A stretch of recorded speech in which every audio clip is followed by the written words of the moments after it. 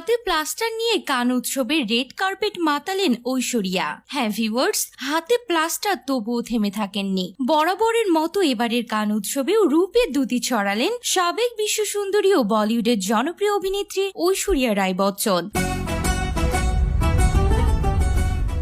বৃহস্পতিবার উৎসবে লাল গালিচায় হেঁটেছেন তিনি। এ সময় ঐশ্বরিয়ার পরনে ছিল ফাল্গুনী সেন পিকের কালো সোনালী গাউন। বিশেষ করে তার গাউনের লম্বা টেল নজর কেড়েছে সবার। ইতোমধ্যে সেই ছবি ও ভিডিও অনলাইনে ভাইরাল।